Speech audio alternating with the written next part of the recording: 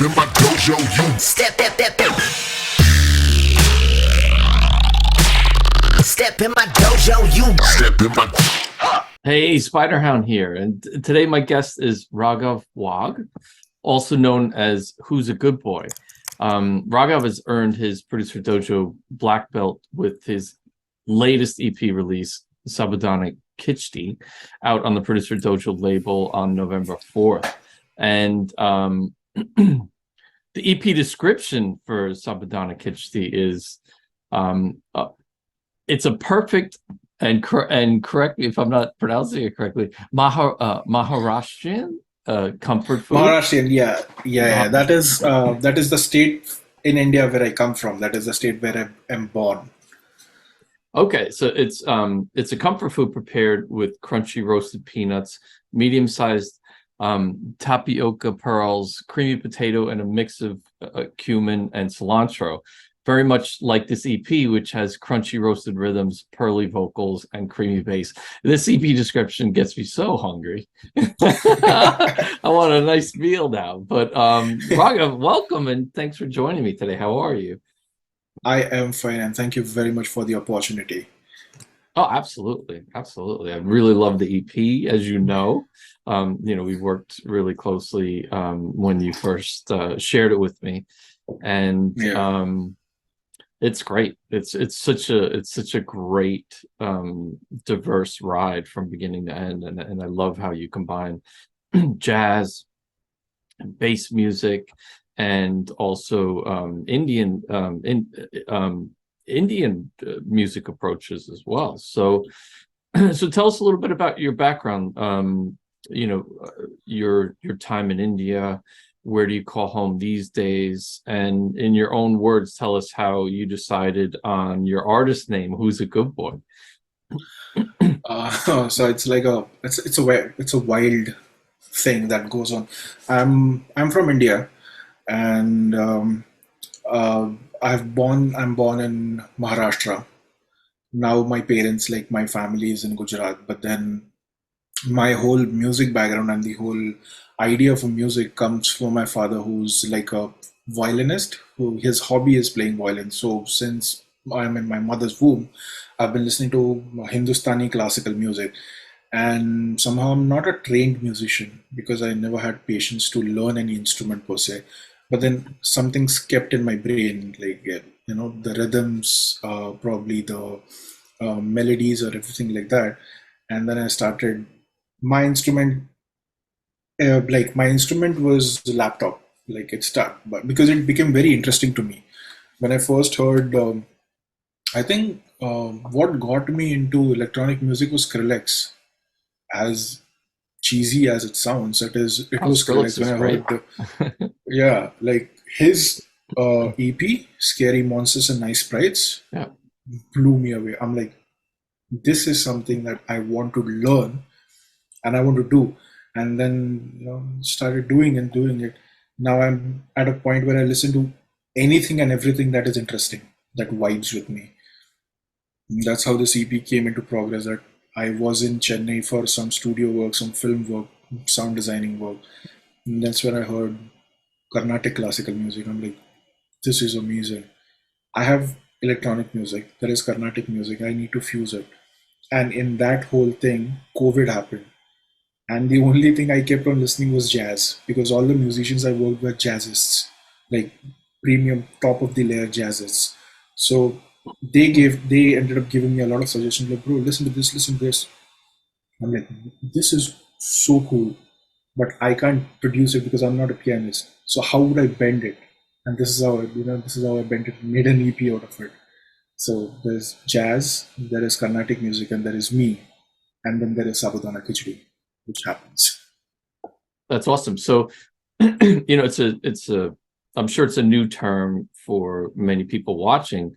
Can you explain a little bit about Carnatic, if I'm pronouncing it, Carnatic music? Carnatic music. So, in India, there are if you talk about Indian classical music, there are majorly two schools of music. One is the North Indian side of it, and one is the South Indian side of it.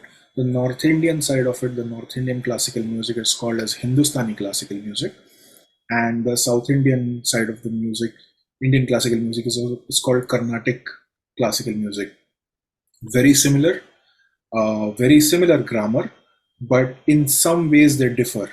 So I don't have enough knowledge to talk about it, but as far as I know, as far as I've heard, North Indian or Hindustani classical music is just inclines a bit more towards rhythm, and South Indian classical music gets more towards melody. But again, this is like different schools of thought, but yet arriving at the same conjuncture. Right. And also, one thing that came up when I was reviewing your EP is certain scales. Like I think the scales in Carnatic music are a little bit are different than the scales that we typically come across in Yes. I mean, in a way, it's like a scale is like a formation of triads and whatever, not like formation of some notes. So Carnatic has a different grammar. So Carnatic has different types of scales, and so same as Hindustani, it has different types of scales. The best part about the scales is ascending and the descending would be different. Like if you ascend somewhere, you may not descend the same way, and that is why you get more permutation when you do it. So you can ascend in a certain way, but in descending you either skip a note or you add a note just to add more emotions to it, and that is the reason you get more permutations and combinations. And I think that is how jazz happens. You add accidentals here and there. Mhm. Now I wanted to fuse both of them. I wanted to come up to, because again, I'm not a trained musician, but I have heard enough classical and I keep listening to a lot of jazz, so I know where to exactly flip it. And I'm trying my best. I want to learn a lot of it, but yeah, I think I'm closer to a goal wherein I know where I have to go. That's great. I really love your experimentation between the two. It yields very interesting results for sure, definitely. So how long did you live in India for? I'm born in India. I'm like 30 years maybe. 30 years. So having spent 30 years in India, how did that inform your musical production approach? Like what are your earliest memories of music, and then how did your musical appreciation change like over the 30 years? Oh, I started listening to dad would keep playing violin. He loves practicing. So every day, 4:30 in the morning, he wakes up and 5 o'clock he'll start practicing. So 5 to 7 in the morning till now is his practice time. That's great. Wake up to that. Me and my brother, we would, me and my brother, we would wake up to that. So this is what I look. This is what gives me an assurance and this appreciation that he has a discipline to do it, and inherently it is edged in our brains. That we have seen our father do it so many times that we know practice makes you perfect. So that happened, and then it was just in the back of my head. But then I came to Bombay, heard a lot of EDM, and heard a lot of Skrillex, heard a lot of club music, which got me interested into DnB. I heard Noisia, then I heard a lot of uh, Noisia's collaborations here and there, and there was this evolution of whole trap, hip hop that kind of came in with the club music. But that one thing I always had in mind, that why a school of music is not being collaborated with other school of music in a specific style. And I always had that in mind, that why would not Indian classical music would fuse with electronic music. A lot of people have done it. Like there is something called Asian Underground, if you know about it.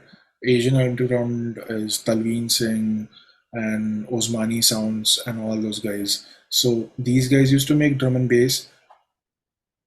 Eastern. It's called Eastern Drum and Bass, and that's when I'm like, wow, this is amazing. This should go forward. This should lead somewhere.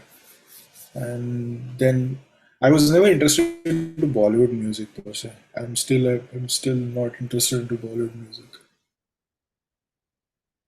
Yeah, the Bollywood films are really interesting and entertaining, and the music is always really upbeat and engaging, and there's definitely a lot of interesting stuff coming out of Bollywood. Yeah, it is. It has always been interesting, but it never amazed me. Like there are only few producers, few musicians in Bollywood. They would like, amaze me. Mm. But in general, I like okay. There is nothing, no experimentation there. That has to be like mass Right, produced. right, So right. Yeah, no, I definitely like your experimental approach. It's definitely more interesting. The results that you get combining all the different experimental approaches between jazz and Indian approaches. It's really interesting to listen to. What were some of the major challenges that you had to overcome over the years, and how did you overcome those challenges? oh, first of all, was getting heard from labels, right? I mean, the first ever label and anybody I heard from was High Chai, which I was signed to, and Dim somehow he helped me a lot to understand how the electronic scene works, and he made me, he exposed me to uh, bigger artists, better sounding artists. He's like, this is how it happens, and that's when I came to know about Ill Gates. And then I heard some of his lectures and stuff like that, and the way he used to talk about the whole purple cow thing. This is what even Dim somehow told me. You have to have a USP. You have to have a unique selling price, unique selling point about you that a label would be interested. So it took me 5 to 6 years to develop a sense of musicality of my own Mm. and ask myself the very hard question as to what I like. Because if you take me to a club, I can listen to techno, I can listen to drum and bass, I can listen to dubstep, I can listen to jazz, I can listen to anything, I can listen to Sufi rock, I can listen to alt rock, anything. Yeah, But same. what do I want to produce as a producer? It has taken me at least 6 to 8 years to say that yes, I want to produce. Right. And then in terms of building your brand, I really love your artist name, Who's a Good Boy. What's the story behind that name? It's just because I think I'm a dog person, Oh, okay. and and I was just searching for a alias for what I should name my artist thing as, and some Facebook video appeared, and then there's this female asking a dog who's a good boy, and the dog wags its tail. I'm like, wow, that is a catchy term. So let me just use it. Who's a good boy? And that sort of adds to the unique perspective because I mean, even when you heard it for the first time, like, what? Okay, who's a good boy? Okay, so it catches the ears Oh somehow. yeah, it was so eye-catching. I was like, "Oh, who's a good boy?" I was like, "I got to hear what this sounds like." And then when I heard what it sounded like, I was like, "Oh, whoa!" Like it blew my mind. But it caught me. Like I was like, "Oh, that's a really cool artist name." And that's half the battle is like just getting people interested in your brand. So So tell me a little bit about the making of the Sabudana Khichdi EP. Like, how long did you focus on it, and what were some of the major things that you learned along the way? It took me 1.5 years to make this because I was COVID happened. I had no connection with the vocalists working on this thing, and everything was like a send and receive via WeTransfer kind of stuff. Plus, when COVID happened, I was stuck in a studio, and city lockdown happened. So I had to spend one whole year at the studio, living in one small room, and the other room was the studio wherein all the film work used to happen. So my thing was doing the film work, coming back, working on my EP, sending my stuff to my friends, saying that, hey, I did this, send me something back, and they'd keep on sending me vocal samples or lyrics or whatever they've sung, and then me trying to arrange them in a way. And in that whole thing, I took a decision to come to Toronto, and I got accepted in a school over here. Then I had to pack my bags, wrote half the EP in the flight while coming from Mexico to Paris to Canada. Oh And wow. I had a project. I had something with me. And in that whole situation, I think Mochipet messaged me, like I messaged Mochipet via Facebook. I'm like, hey, do you have something for me? Like I can remix. And he gave me a song of his EP to remix, on which luckily Ill Gates was there. So we released the EP remix EP was released. I was on the same compilation as Ill Gates, and then Ill Gates like I asked Mochi like, can I talk to him because like, this guy is like I've been seeing him so long, and he's like, yeah, just shoot him an email, and that's how I started talking to Ill Gates, and that's when I'm like, oh wow, there's a community that he has built called Producerdojo. I knew about Producerdojo, but then I did not know it was this big. I'm like, okay, let me get in. Now I need a direction because I'm in a very different country, in a very different atmosphere, and a very different. It's a very different ball game altogether. When it comes to music, when it comes to parties and festivals and stuff, I need a direction. That's how I'm with Producer Dojo now.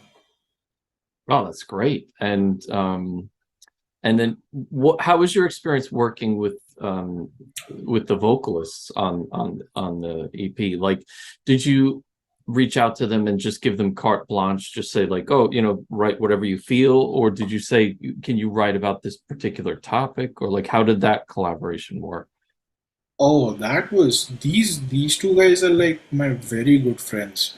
So uh, the the guy the guy this thing Chandramouli, who is Vahaka. He has an Carnatic alternative rock band called Vahaka. That's why the first song is Vahaka.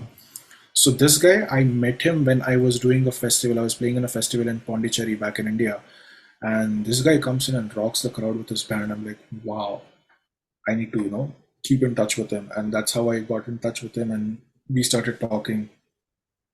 And Arjun is my fellow batchmate and a very good friend from my sound engineering institute where we did sound engineering. And then I taught there after a while. I taught for 3 years sound engineering and music production. So we always love to collaborate. And he's the one who loves my music. He's like, I love your beats. Let me do something. So we have already done something back on High Chai. It was a good success.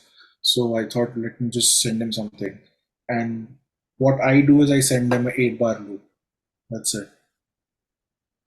I tell them to duplicate it, how many ever times they want to duplicate it, Right. and then they can keep on singing whatever they want to sing. Because um, I am a reactive musician, and I did not know the term reactive musician. I heard Mr. Bill say it Yeah. in one of his interviews that he's a reactive musician. Same. Like, I feel the same way.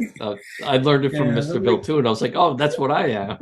yeah, that's what I yeah. So um, that's when I'm like, oh yeah, I'm a reactive musician. So let me react. Let me get something and let me react to it. So this is how it whole thing happened. That's really smart. Yeah, give them an 8 bar loop and then just let them go to town on it. And then when you get the results back, you can take it from there. Um, that's cool. And then so like you give them an 8 bar loop and no topic, like you sing about this, Nothing. just nothing. Just let them do their thing. Yeah, I Yeah, find that's how the whole "I want to sleep" thing happened, right? Like I gave Arjun the beat, and I'm like, sing whatever you want. He's like, bro, what do you want me to sing? I'm like, sing whatever you want. He's like, I want to sleep. I'm like, yeah, just go. So he sang, I want to sleep, and I want to go on a morning walk. I'm like, that's cool. Let's do that. Like, who's to stop it? And it came out like really good. That's great. Yeah, I find working with vocalists, like just letting them sing about the things that they want to sing about, you tend to get better results. Like, because I've done the other thing as well. Like, I've asked them to, like, oh, can you sing about this particular topic? And if they don't like resonate with that topic, sometimes the performance that you get back it just isn't that good. And for you to get that performance out of an artist, you have to be in the studio. Mm. Because I have done the other way around as well. I have worked in cinema industry wherein there is a dedicated lyricist, there is a singer, and there is a film director and a music director, and all you have to do is coordinate between all of them and take the perfect take. And it's a process of its own. For a singer to give you a perfect take and you liking it, and the film director approving it, who's sitting there for 10 hours, it's an Olympic game in all itself. So I've done both ways, and I love my way better. And then Right, just sing whatever you can. Let's take it from there. right. I know this is a tough question, but do you have a favorite song on the EP? Like, if you had to pick a favorite song on the EP, do you have one, or is that impossible to say? Now, this is a tough question. That's a really tough question because I always keep um, the flyaway is the second drop of flyaway is like wow. I love that whole bouncy chord stuff because Yeah, I love doing it. Um, the first drop of I Want to Sleep is the more jazzy bit, yeah. and the float has a really amazing mridangam drum and bass, like an Indian percussion of a drum and bass. I'm like, wow, that's good. So I think all the EP is my favorite. Yeah, no, I that's fair. And that's why EPs make sense because you can only say so much with a single song, but like across four songs you can say so much more. And it's kind of like an amalgamation between the experience of the four where you can really get the best of the entire experience. So that yeah, that makes sense too. It's a sign of a good EP that you like the whole EP instead of just like maybe one song more than other songs on the EP. Yeah, and also somehow I feel I'm not matured enough to make an album as of yet.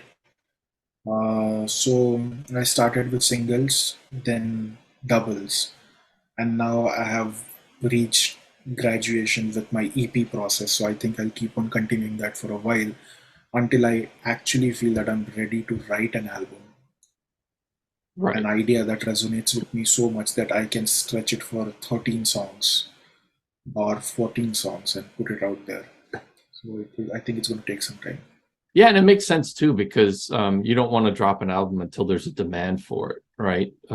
It's kind of a waste. Like as you're developing your brand, it makes sense to release singles or EPs because you can get more mileage out of those songs. Whereas like if you drop an album when your brand is when you don't have a lot of followers and stuff like that, it's kind of a waste because that could be 14 songs. It's like a Oh, waste of 14 songs yeah. because like 2 weeks later people are like, well, what do you have for me now, so Yeah, exactly. so it makes yeah so it's good to wait for the demand, and then once the demand is there, then drop the album because people will be into it. um so I know you've been inspired by Ill Gates, and after joining the Producer Dojo, have you had a chance to get into any of the weekly downloads, and do you have a favorite weekly download? I'm yet to experience the whole thing because honestly, I need to spend some time to see how this whole process works. But I keep on watching the videos that are there on weekly downloads. There's a lot of content, and I was surprised to see the amount of content is out there. Right. So, so there is sometimes I need to watch certain things in clipping or saturation or drums or bass production. or just a philosophical thing that Dylan will share in one of his leisure times. So I'm not yet to shown the whole thing, but I think surely in some time I will. Right. Yeah, and it's tough to pick a favorite. There's so many good ones, but I always ask because it's interesting. Different people say different things, or like they talk about different weekly downloads that were meaningful to them, or maybe changed the game for them in a specific way. So it's always interesting for me to. For me, what changed the game, like in last week or something, I was watching his masterclass. Like I took his masterclass, and in which there is this whole section of wake up in the morning and write something in your notebook. I'm like, bro, okay, let me do that. Let me see what happens, and that has changed my workflow to another level. Oh yeah, the morning And just pages. the morning pages and making of 128s. Right. That is like a game changer. Totally. Yeah, super helpful because the morning pages is like phase one in music production. It's just getting the ideas down on the paper without editing them. Just and Yeah. it teaches your brain to just get it out, just get it out, which translates to phase one in music production. So super helpful, super helpful. What are some creative ways that you approach songwriting? Do you start the same way each time, or do you mix it up? And then how do you keep the creativity flowing? Oh, for me, it's a continuous process, and this is what I've learned from my early mentor in India. Um, his name is Mani Singh. He goes by the name Bass Cleft. So I learned from him, and he taught me one thing was like keep humming something. And if you keep humming, there'll be a point in your life that you only hum memorable portions, and that would be the melody that will be stuck in you, and that is how you're going to reproduce your stuff, and then you will arrive upon a chord formation by yourself.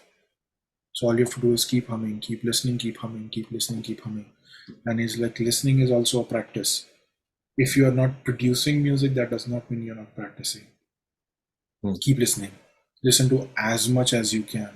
So I follow that because my school is like 1.5 hours one way, so I have a lot of time on subway. Hmm. So I keep listening to music and keep coming to a conclusion that it's, it's the way I have to practice.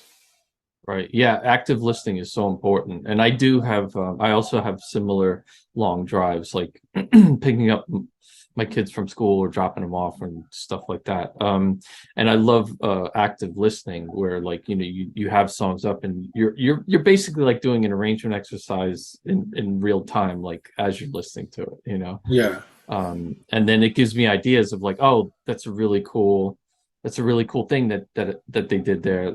I'm going to give that a try on my next song. Or that's a really cool sound. I think I know how they produced that. I want to try to deconstruct it when I get back, or something like that. For like learning new techniques and stuff like that, do you have like any go-to YouTube or online resources that you can recommend? Or Um, what I do is I just put random words on the internet on YouTube and see what comes in and see what is interesting.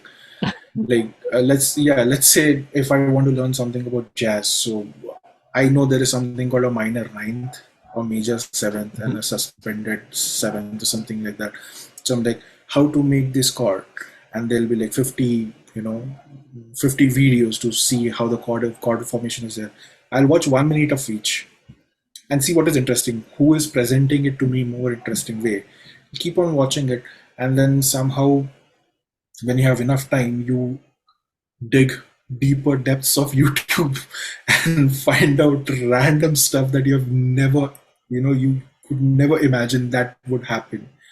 Like there are some people who are making visuals from Max for Live.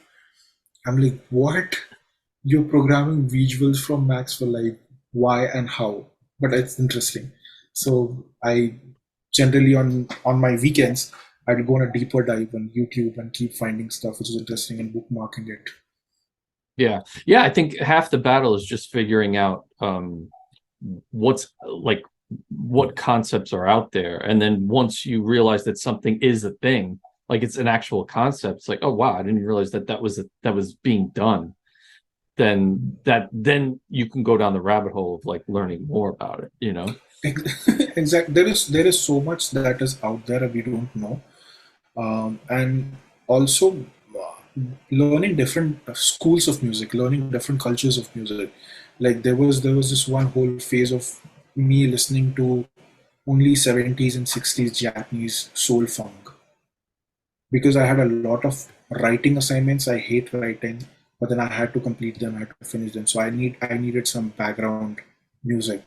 So I'm like, okay, fine, let me just put some 60s, 70s Japanese soul funk Mm, and interesting chord progressions, interesting formations. I'm like, wow, mm, I would not have given my time for that if I did not know they existed. right. So they did. Yeah, totally. Yeah, and then listening to different genres of music just so you can get different inspirations and different ideas and different ways of arrangement and Mm, production. exactly, yeah. It's always helpful. So Raghav, you produce in Ableton, right? I jump between Ableton and Logic. Okay. So what are some of the things that you do in Ableton versus some of the things that you do in Logic? Logic is basically putting down my initial idea, and I got into Logic because I worked in the film industry for a bit, and they never like they are now starting to catch up with Ableton, but that's primarily Logic. So I thought I wanted some employment there, so I started with Logic, and I learned a few things in Logic, and that way Logic color wise, it has a good color combination, good for eyes kind of stuff. Yeah. So I program my initial stuff in Logic, like my chords and stuff like that. Um, if I want, I can send the whole project to my friends who are vocalists, who are primarily Logic users. They can record in the same project, send me back, uh, and then I can just put it back everything in Ableton. Ableton that way is very handy for macros and instrument groups and stuff like that. Logic is very handy for transposing stuff. Oh, interesting. Interesting. Okay. So Yeah. transposing your MIDI scales, that I find more um, helpful in Logic than in Ableton. Because if you want to transpose, let's say if you want to transpose something -5 semitones, you have to take a pitch tool, put it -5. But that's not the thing with Logic. You can just go and pitch down, and then you can pitch everything down, plus or minus in the same channel. So it takes each It's in individual the same note. MIDI thing. It takes each individual note and brings it down, transposes it down -5.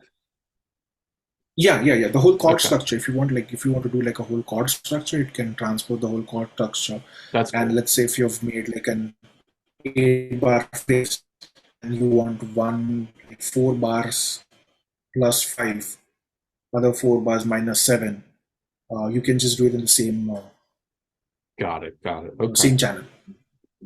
And then in Ableton, what are some of your favorite go-to VSTs at the moment?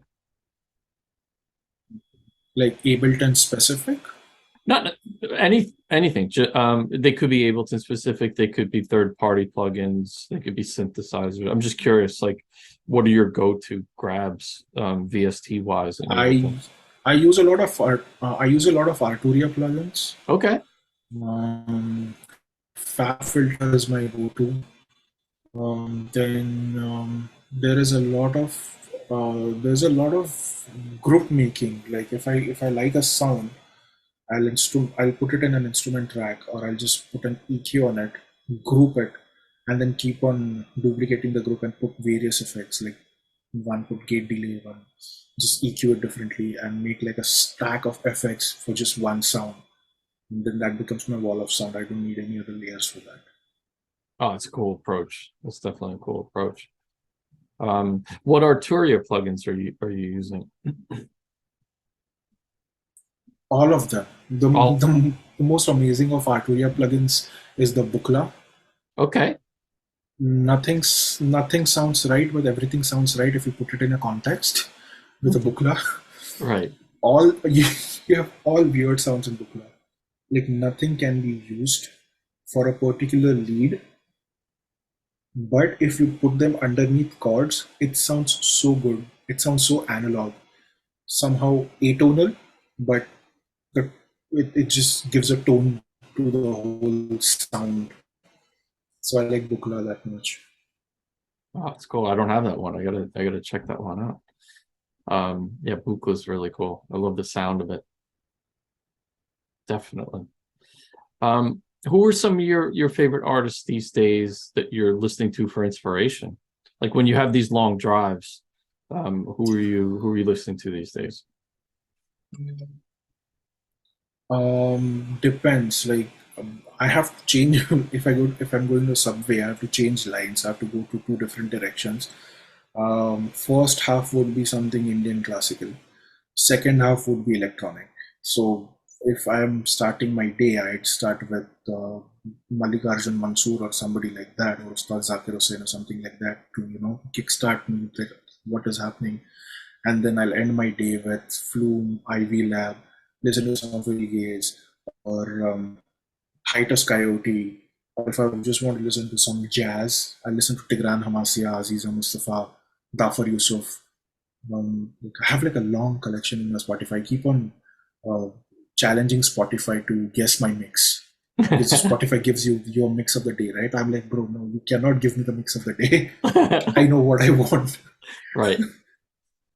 Yeah, they never know what precise mood you're in, you know?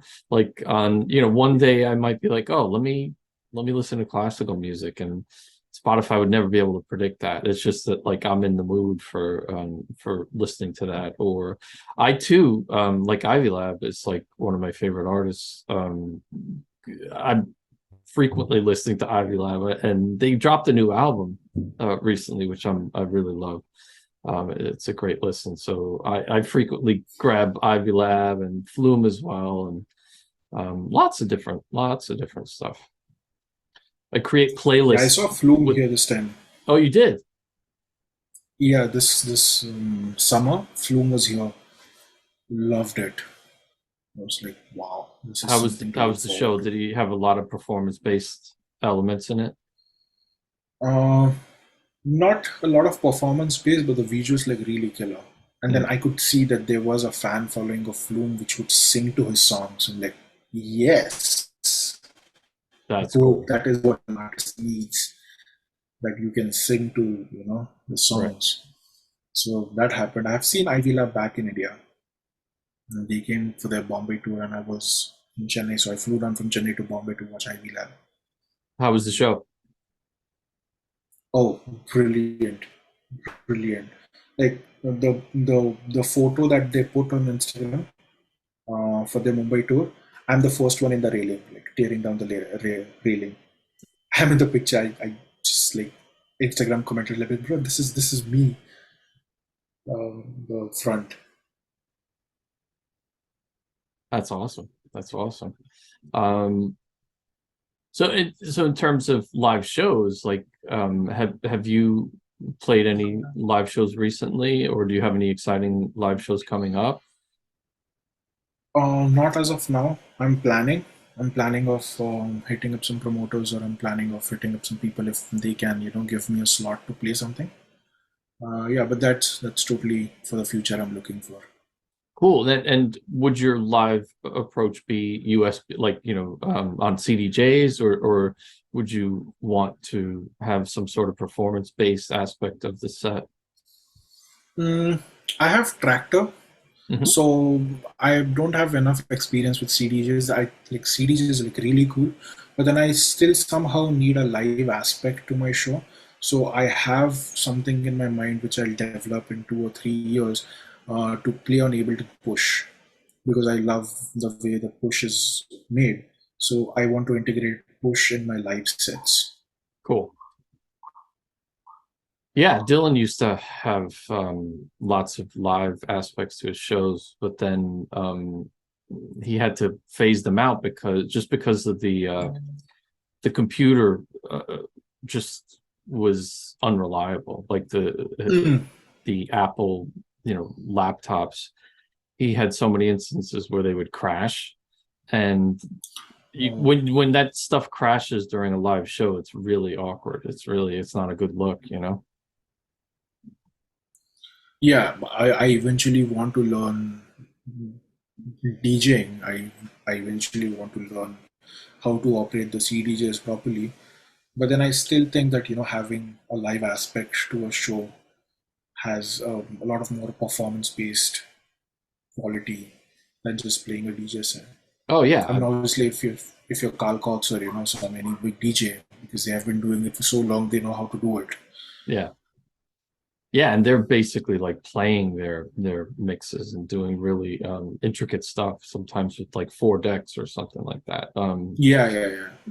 Which is awesome. But yeah, I think like having a redundancy plan where, like you plan for something to crash, and then having a backup plan, because That is always there. Yeah, that. yeah, because the technology like is unreliable. Um, and what if something can go wrong, it will, from my experience. And it's Yes, always at yes. the worst True. possible time. Worst possible time. Yeah, So it's and good to have. it's like you're at the peak of the night. You're going to drop something, and the laptop's like, "I'm going to drop, bitch." Like I'm going to drop. And then you're staring at the audience is staring at you. Yeah, and it's like 1 second feels like an eternity. So and a minute, forget about it. It's like, oh my god, Eternal. like, what's going on? Yeah, Yeah. yeah, yeah. What are some uh, what are some products that you're looking to develop in the near future? Did you ever have the interest of creating any kind of like sample packs or racks or any kind of Who's a Good Boy products? As of now, I am giving out the remix stems for my EP. If Cool. anybody is interested in remixing them, in future I have plans of developing some Indian scale-based, you know, scale-based sample packs of Oh, hell sounds, yeah. arpeggios, and stuff like that. I'm talking with my friends for vocals as well. So that is one thing I'm developing. And if I get time, I'm taking out time out of my daily schedule to just trying to learn Max for Life. So in coming future, in 1 or 2 years, I'll probably have some Max for Life devices. Oh, that's great. Yeah, please let me know when you have those packs and scales and stuff like that ready. I'd definitely be interested in purchasing them. I'm developing them as we're speaking. I'm in talks with a lot of people doing it because I know a lot of musicians back from India Cool. who would be love to be part of this, like percussionists, guitarists, vocalists, violinists. So let's see how it turns out. That'd be amazing. That'd be amazing. So when you're thinking about um, the near future, like let's say 2023, we're getting close to 2023. What's next for Who's a Good Boy in 2023? If my plan goes correctly, at least 2 EPs, because I have enough material for 3 to 4 EPs. Great. But then I'm currently developing them with a sound perspective, and I wanted to get more complex. So that's why I'm just waiting, developing them. So a bit more complexy, glitch hoppy stuff from Who's a Good Boy. Hmm. And in terms like, so say if you could collaborate with anybody that you want, do you have like a short list of, and it could be unrealistic, like you could say Ivy Lab, you could say Flume, but like do you have like a short list of potential people that you'd be interested in collabing with? Oh yeah, yeah, 101%, 101%. Like I know, um, I would love to collaborate with Flume. Oh yeah, hell yeah. I'd love to yeah, I'd love to collaborate with Ivy Lab, obviously. Um, I would want to just sit with Noisia in their studio just to see what they do, because whatever they do is pure gold. Uh, Sit with Skrillex in his studio, see what he does, Yeah. just for the kicks of it, right? I mean, he is that amazing persona all around him. That said, Hiatus Coyote, the band, then we have Tigran Hamasia, who's an amazing Armenian pianist I want to collaborate with. And in, let's say I want to take a tour to Vancouver and see if Bill Gates is free. I want to sit with him in the studio Oh and see yeah, what he does, because I have seen him working. He's so quick. he He's is. very fast when he works. Yeah. Right? I have seen Mr. Bill working back in India. He came for this thing. He came for a session for musicians, and I attended the session. And he's too quick. He's too quick with Ableton. So I want to sit with Mr. Bill too. Yeah. See how they think. And rather than collaborating, I would just want to sit there and in the back and see how these people are thinking, Right. and just see if I match that thinking, if I'm on that wavelength of being an artist as these guys are. Right. Yeah, I've had the opportunity to collaborate with Bill Gates on 3 different songs, and Yes, yes. be in the studio with him, and it's like it's amazing. Like when you're sitting there next to him in the course of a day, you learn so much because like he's his mind works so fast, and he's always got amazing ideas, and there's so many concepts that like he'll do something and be, wait what was that you just did there, and then he'll be like, oh, you didn't know that, and then he'll just like explain it, and it's like, wow, like there's so much that he knows, and when you spend a day with him, it's like a mini PhD in music production. It's crazy. And then Mr. Bill, I actually he did one-on-one coaching with me for like a year, a couple of years ago, and that was mind-blowing. So I really enjoyed working with him, because he's just when you think like what Mr. Bill's up to, he's already, because he's constantly learning and changing his workflow and sound design techniques and stuff like that. So he's fast. He's fast as hell. He's Yeah, so no, I fast. mean, yeah, that's what I have understood being an artist is, whenever an audience listens to an artist, they are always listening to their past. Right. An audience can never listen to an artist's present. So because that artist is revolving with the speed of light, Mm. they're just continuously trying to find out inspirations here and there. So whatever they gather, they just make it. So you can't keep up as an audience with an artist. You can't keep up. That's when artists would always gain audience or lose audience, given their respective fields or whatever. Yeah, it's so And I would true. also love to sit with Dave Tipper. I want to see what he does. Oh, Tipper, yeah, that'd be amazing. And he just dropped a new album. He just dropped an album. Oh my god! Yeah, it's on Bandcamp. It's pretty sick. But Marvel something. yeah, um, but it's a great point that when an artist comes out with a new album or new EP, like it's not new at all. It's like it's a representation of them from probably months or a year ago. Exactly.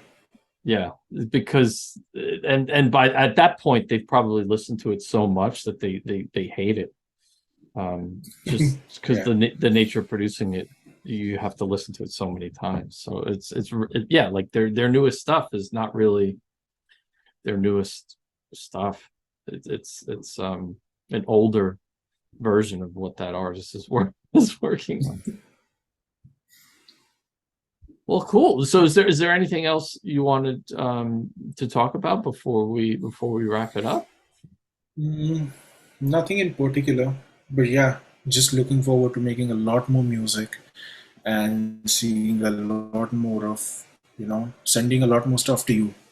Oh, for awesome. the first years. Yeah, heck yeah, I can't wait to hear it. I love the EP. I love your unique voice as an artist, and I love how you're bringing so many different cultures and styles together, and it just sounds awesome. It's like I can't wait to hear what you're going to Thank be you working very on. much. Yeah, absolutely. And congratulations on the EP release, and Thank you. look forward to hearing what Who's a Good Boy has in the future. Some really amazing stuff, I'm sure. Well, thank you, Raghav. Peace. Yes, thank you very much. So, Step in my dojo, you step in my dojo, you step in my